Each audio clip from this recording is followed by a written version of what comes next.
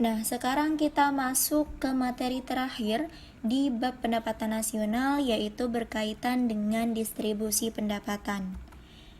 Dalam pembelajaran kali ini, Ibu harap peserta didik dapat menjelaskan tentang distribusi pendapatan dan dapat menganalisa grafik ketimpangan pendapatan. Di sini ada dua tolak ukur untuk mengetahui sejauh mana kemerataan pendapatan dalam suatu negara. Yang pertama yaitu dengan menggunakan rasio indeks Gini atau yang biasa kita kenal dengan sebutan koefisien Gini. Nah, pengertiannya itu apa?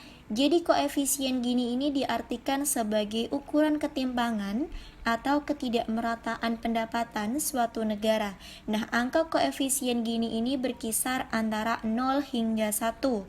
Semakin kecil koefisien Gini, maka semakin merata distribusi pendapatannya. Sebaliknya, jika semakin besar koefisien Gini atau mendekati 1, maka semakin tidak merata pendapatannya.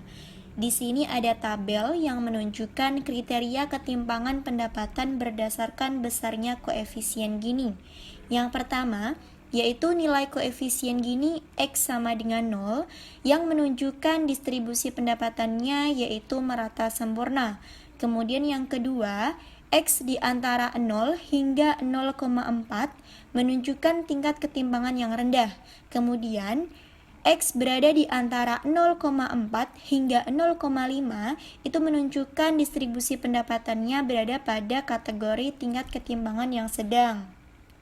Kemudian, untuk X berada pada posisi 0,5 hingga 1, maka termasuk tingkat ketimpangan yang tinggi.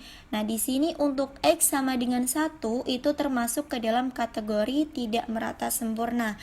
Nah, ini sinkron terhadap penjelasan yang di atas bahwa X sama dengan 1 itu merupakan distribusi pendapatan yang kurang merata gitu. Kemudian di sini ada nilai rasio indeks Gini atau koefisien Gini yang dapat digambarkan dalam bentuk kurva yang disebut dengan kurva Lorenz sebagaimana yang tampak pada gambar di bawah ini. Nah, di sini ada kurva Lorenz. Kurva Lorenz ini adalah kurva yang menunjukkan perbandingan persentase pendapatan yang diperoleh dengan persentase jumlah penduduk. Nah, ini jika garis kurva Lorenz-nya mendekati garis diagonal, maka distribusi pendapatan semakin merata. Artinya, pendapatan nasional yang diterima suatu negara dapat secara merata dirasakan oleh seluruh masyarakat. Sebaliknya, jika semakin menjauh garis kurva Lorenz dari garis diagonal, maka semakin tidak merata distribusi pendapatan yang diberikan oleh suatu negara.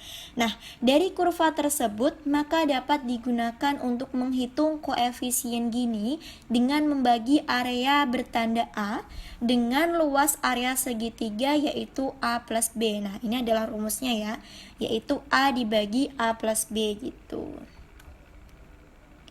Nah, di sini ada contoh data yang Ibu ambil dari website cerdasco.com yang tersinkronisasi dengan Badan Pusat Statistik. Nah, ini adalah koefisien Gini di Indonesia, di mana datanya ini per Maret 2019. Nah, ini adalah seluruh provinsi di Indonesia, ada 34 provinsi, dan ini ada negara Indonesia itu sendiri berada pada kisaran 0,382 gitu.